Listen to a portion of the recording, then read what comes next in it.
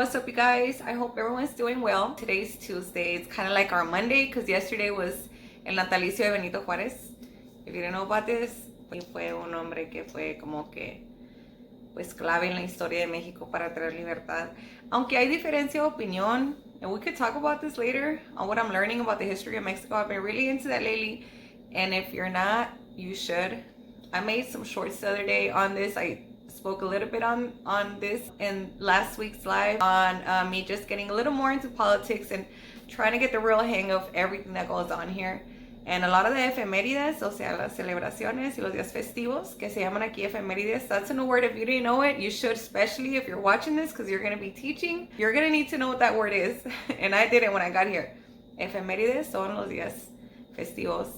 Y vas a terminar aprendiéndote all the dates and most of the heroic figures that we have and all the other men that were able to bring big change en la sociedad mexicana, en nuestro país.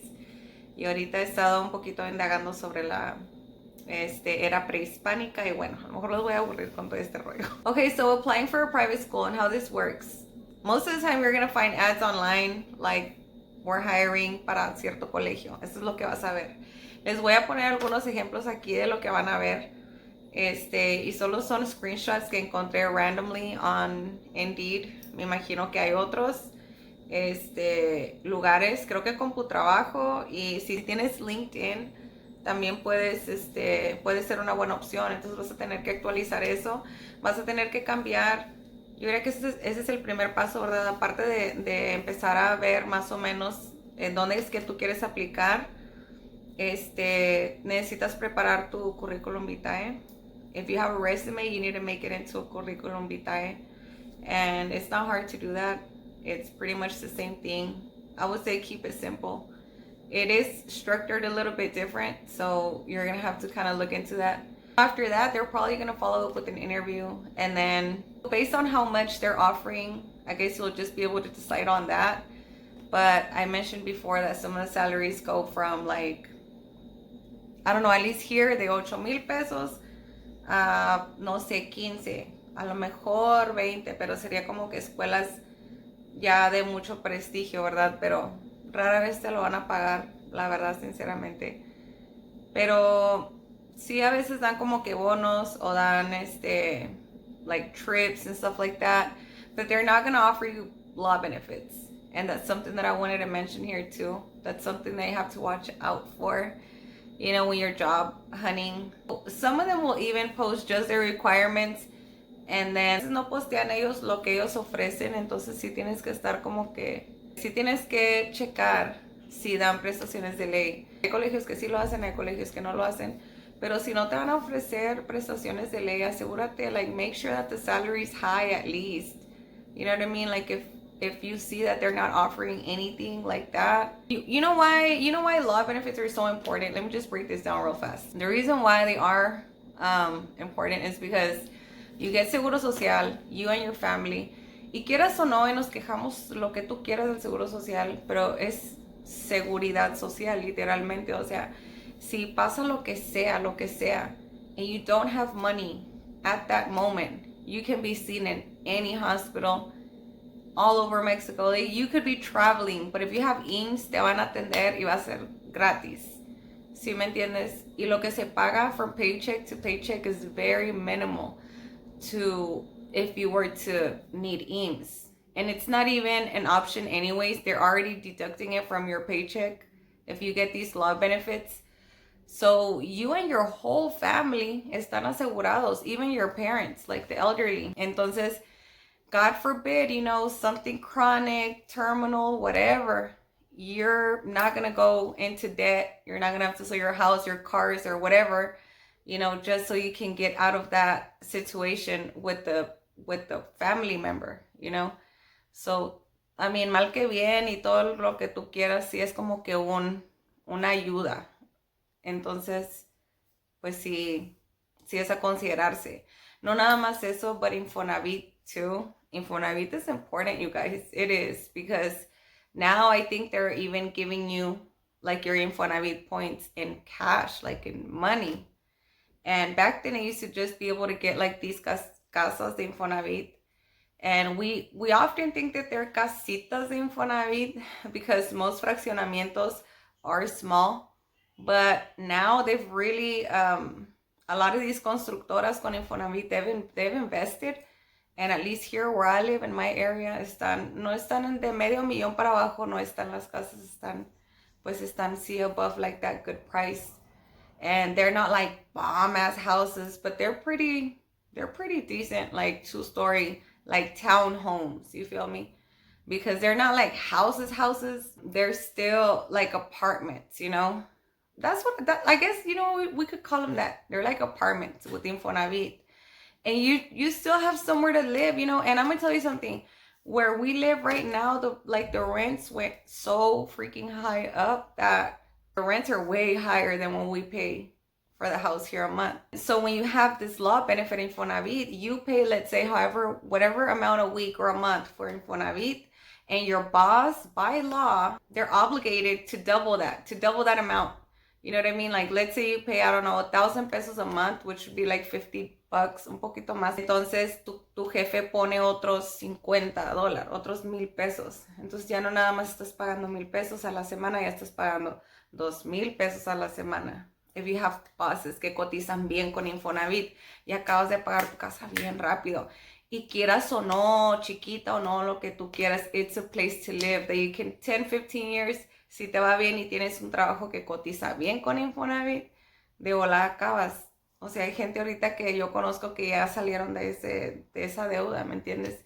Y créeme que antes era difícil avanzarle al Infonavit, era un borlote. Ahorita ya se está facilitando un poquito más las cosas, pero that's something that you gotta be on game about, you know what I mean? So if you do decide to work for these people, whoever it is, colegios or wherever it is that you apply, que salga ahí, ya tienes todas las certificaciones y todo, ya estás listo para entrar, y a lo mejor nunca has dado, let's say you've never, ever given a class before, not like that, or you have very little experience. The first thing that you have to expect is that they're not going to call you by your last name. They're going to call you by your first name. I don't know why it works like that, but it's going to, and everybody's like a miss. A todos les dicen miss. And sometimes they don't even MRS or MISS or, you know, MS, like, ni siquiera lo diferencian. A todos les escriben MISS. Todas las maestras son miss. Like, you're going to see little things like that are going to be different. Just go with the flow, man, honestly. And you're going to be given like books to work with. They usually have programs, curriculums, and you're going to probably have to go through it before you lesson plan, because they may ask you to lesson plan. So you may have up to like 6 single subject books. Maybe like this one last school that I worked in, it was spelling, grammar, reading. They did like certain other type of phonics and like vocab books and stuff like that, and science, and I can't remember which other one, but I had a lesson plan for all the books, and they're probably gonna be sectioned out in like units. So maybe you're gonna have like 6 units per book, and you may have like 5 or 6 semesters throughout the school year. En primaria creo que son 5, y siempre se alcanzan a ver 5 unidades, entonces pues, o sea, vete así por semestres, ¿verdad? O bimestres, más bien, vete por bimestres y ve como que una unidad por bimestre, y ahí te vas dividiendo más o menos.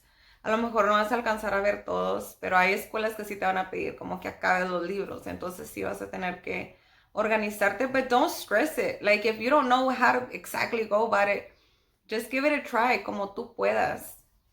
Como quiera, casi siempre a las escuelas, like when you start working for somebody, they'll show you what they want, and then you can just go from that, because everybody works different anyways. It's like something that you probably did back, even if you were a teacher back in the States, it's going to be different here, you know, so it's como que nada más acostumbrarse un poquito, you know what I mean?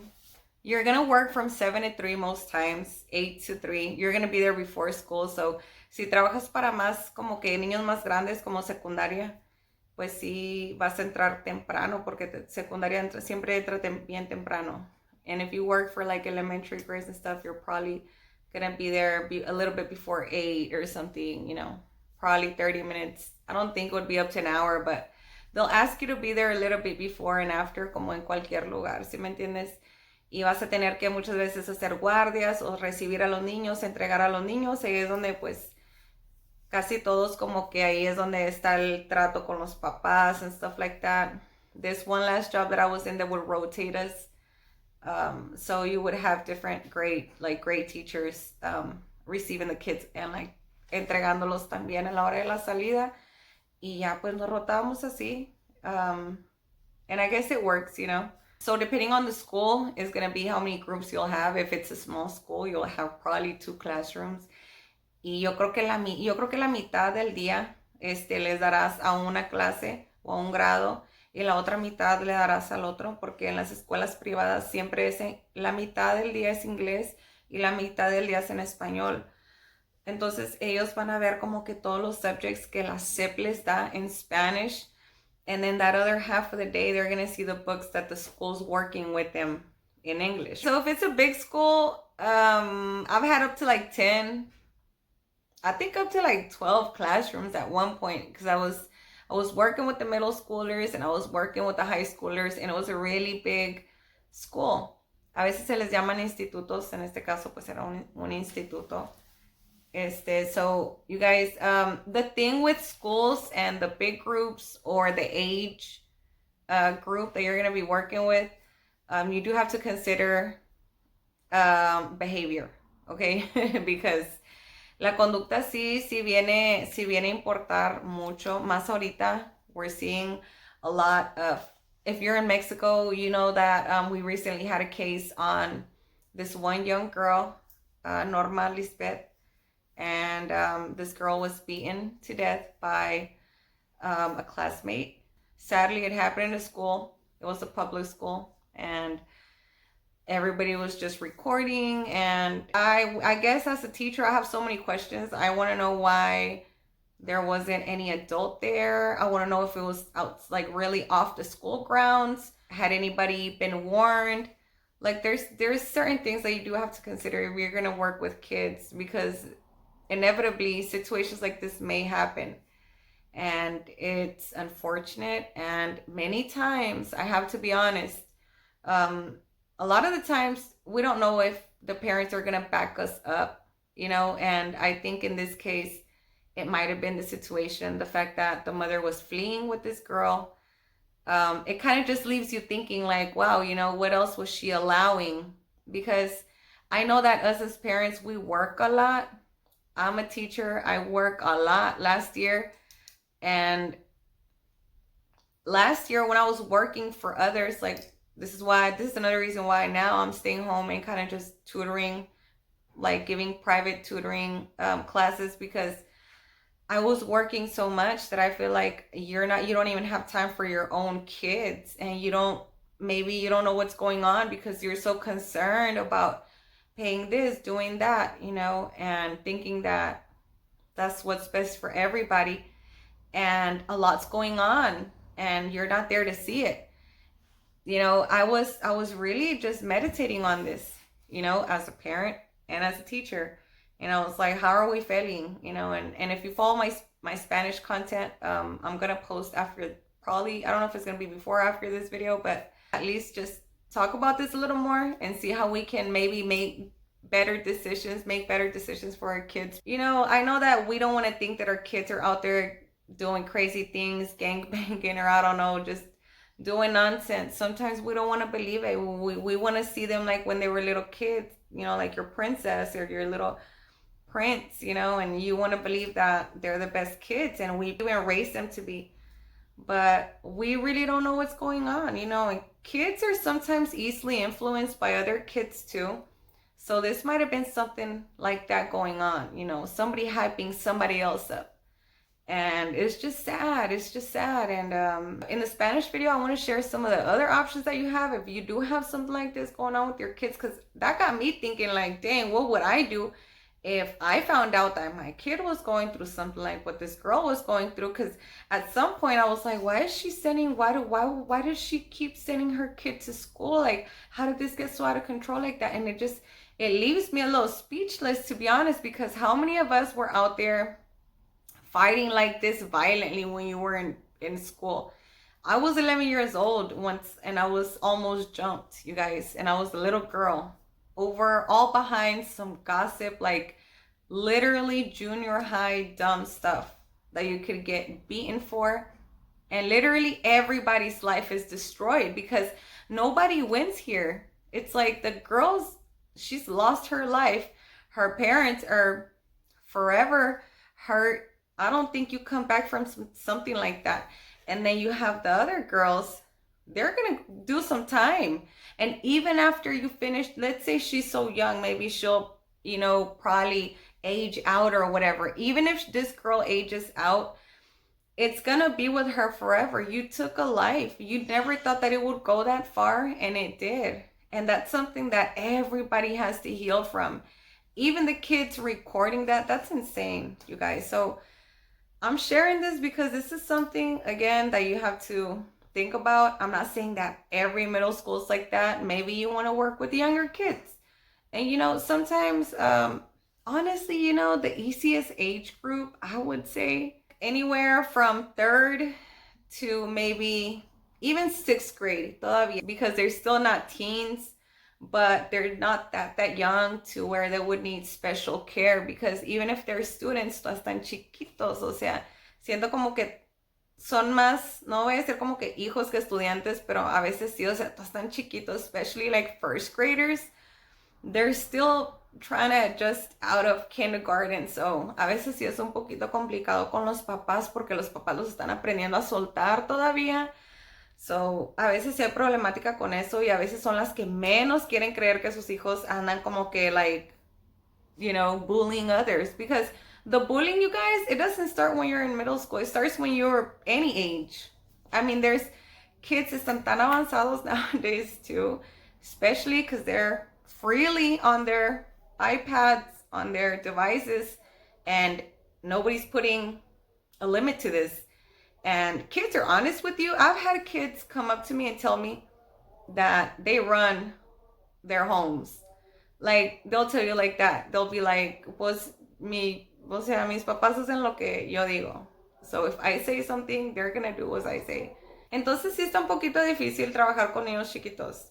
Pero yo pienso que si es algo que te gusta hacer y es algo que ya has hecho por mucho tiempo y ya sabes cómo manejar a los papás, porque si todos pensáramos así de que voy a renunciar porque es muy difícil trabajar con niños, o con los papás, o con la mala conducta, o con el bullying, o con todo esto, yo pienso que pues no habría educadoras que, again, I'm gonna, speak a little bit on that in my Spanish video on why teachers are quitting so much. And I think this is one of the reasons why teachers are quitting so much, and I'll be sharing more on that in the Spanish video, but it's happening a lot. And I never thought I would see it out here. You would see it a lot in the States. And I know that it's like a growing thing. Some schools have even cut down to like 4 weekdays. My son's in a district where they cut down to 4 days a week.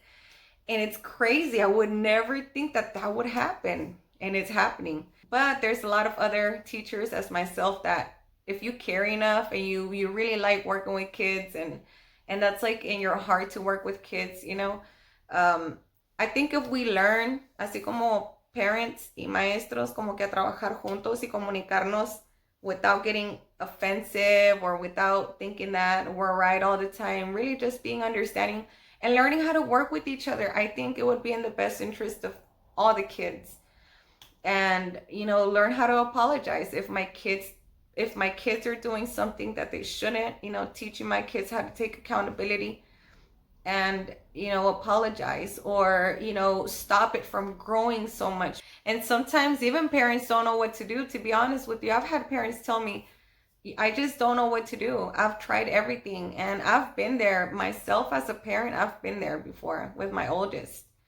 And I know that a lot of these kids are even special needs kids. Sometimes the fact that there's a lot going on at home too, and we have a lot of young parents, a lot of divorced parents, a lot of kids that are living in 2 homes. We used to have that too. I remember this one little girl. She was a 2nd grader. She's now a 3rd grader, but her parents were divorced, and she was really smart. But I think it was like one of the last semesters of school, her grades kind of just started going down and down. And we noticed that it was because she was just bouncing around too much. And it seemed like when she would go over to her dad's, she would come back sad. It was just sad to us, like as teachers, that we would see her half of the day and she would be with us most of the day. To see her kind of just like that, and knowing that she was so smart and, she was feeling down like that. And there's really not a lot you can do. But if you can find ways to make their days a little more fun. And something that I when I was a kid and I was going through a lot at home, some of the best times that I remember in childhood was when I was in school. And it was because teachers made it fun, and it would, I guess, distract me from some of the stuff that was going on at home. So me as a teacher, it's something that I try to do. I try to make the classroom a safe place where you can maybe even forget a little bit of what's going on. And if you still haven't learned how to express your emotions, like, I work all these things with them. If I see that my kids are not getting that support at home, and they're not really being understood, or nobody really has time to work these things through with them. I'm not saying you're going to be able to do that with all the kids, but you can do something for each kid. If you're a teacher, like, every kid is going to get your attention at least 3 to 5 minutes a day. Just them, whether it's you, walking up to their desk or something, or them turning in a homework, or them sharing something about their shoes or something. Like, there's ways that you can still connect with them and help them with whatever is going on. Maybe it's going to be a situation that happened, like somebody pushed them and they violently reacted back, and then you're going to be like, hey, well, what's going on? If you immediately yell like, hey, stop, or something, ellos se van a exaltar más. Pero entiendes que si tú estás serena, tú le vas a enseñar al niño a comportarse sereno. And that, man, it took me a lot for me to learn this with my own children, with my own kids. O sea, cosas que yo como mamá tuve que aprender. Then I started using with my students, with my kids, and I realized that it works, like, a lot. Not just with them, like with every kid. I've tested it out and it works. Like, kids need to see you sereno, ¿me entiendes? Y cuando ellos te vean así, van a sentirse seguros, como que para poder tranquilizarse también. Y más si tú les enseñas, like, hey, take a deep breath. What's going on? It's not as big as you think that it is, or something. And then you walk through, maybe you can walk the scene through with them and show them that it's not as bad as they think, or somebody really didn't mean to push them or something. It was an accident because somebody pushed them and they kind of fell over, like, so you teach them tolerance. And we all have to be around each other. Kids have to be around each other. It's like they have to learn how to be with each other, and if all we're telling our kids is, if somebody pushes you, fight back. And I've spoken on this before a little bit some weeks back, I think, in one of the Spanish videos. O sea, como que cómo manejamos el conflicto empieza, pues, muchas veces, pues sí, en casa, ¿verdad? Pero si podemos hacer una pequeña diferencia aquí con los niños, tal vez eso lo vayan a implementar en casa o con alguien más o en otro lugar. Y más si tienen, por ejemplo, a lo mejor, let's say the mom and the dad are just not attentive at all, but they have one grandparent or una tía o un tío. He tenido a veces situaciones en las que las tías son súper involucradas con los niños, o the stepmoms, o sea, las esposas de los papás and stuff, súper atentas y, like, really there. So siempre hay un adulto como que le importa mucho, lo suficiente como para seguir reforzando lo que tú ya estás trabajando en clase. Y hay tantas, there's so many stories that I can tell you about this, on how I've worked kindness, patience, tolerance. De hecho, hay escuelas que te van a pedir que trabajes un valor al mes. Eso es algo que me encanta que hacen aquí en México. Me encanta eso, la verdad. De hecho, una materia que tienen aquí, que pues nunca tuvimos en Estados Unidos, que yo me acuerde, es formación cívica y ética. Y te enseña todas estas cosas, ¿verdad? Y vienen muchos valores. Entonces, sí es bueno que sí los reforcemos así como que en el salón. Pero, guys, before I finish this, the WhatsApp messages, that's a thing out here. I would say some schools sí manejan como que los emails y así, pero casi siempre todo se anuncia por WhatsApp y las Facebook sí se usan mucho también en los colegios, las escuelas sí lo usan para estarte como que enviando todo, como que todo actualizan ahí. Entonces, set boundaries, you guys, with the WhatsApp messages, because parents will be messaging you at like 10 o'clock at night, 11 sometimes. And then they get out of hand, you know, so just let them know, like, beginning of the school year, like, hey, this is how it's going to work. These are the rules. And if you have a good boss, because you're gonna have good bosses. I've had really good bosses too, where they'll back you up, like, hey, no, diles que a tal hora y ya, ¿me entiendes? And the very last one, you guys, is probably super random, but so the kids, you guys, you're gonna have a lot of rich kids. You're gonna realize Mexico is not as poor as everybody thinks it is. You're gonna have some very bougie. Anytime you work for a private school, you're gonna see that the kids they have a lot of money, and that there really is, like, sometimes people call them like white chickens. I think it's more about the fancy way of life, and it's a thing out here. And you're gonna have your kids go all over the world. They're gonna travel, I mean, everywhere, back for spring break or whatever, or like Christmas vacations. ¿A dónde fue usted, Miss? Y tú así como que, pues no salí de aquí de la ciudad. Y digo, ay, no, hombre, yo me paseé por todos lados. Y luego cuando hay como que celebraciones grandes, porque se usan mucho aquí en las escuelas, te van a traer regalos grandes. Like, they're gonna shower you with gifts. In most colegios it's like that. Like, the moms son bien espléndidas. Te mandan, hay lugares que hasta juntan como que, no sé, en dólares, para que te den como que un sobre lleno de dólares y cosas así. In this last place that I was at, this is the reason why this happens, is because, again, the salaries are sometimes, maybe if they're not low, there's really no law benefits at all, or, you know, there's very little, or like the very minimum. So what the school does is they allow, you know, for the parents to kind of just, you know, I'm not gonna say shower you, right? Because that probably sounds like too lavish or whatever, but I mean, it happens, you know.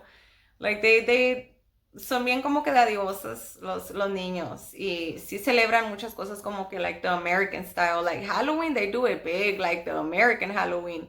And it's actually even gotten bigger here, porque aún las escuelas públicas, o sea, de aquí de México, ya empiezan a celebrar también. Antes pues no era una cosa, ¿verdad? Ahora sí, por lo menos aquí en la frontera sí, it's a thing. But anyways, you guys, so I just wanted to throw out some stuff. I hope that this video helps you decide.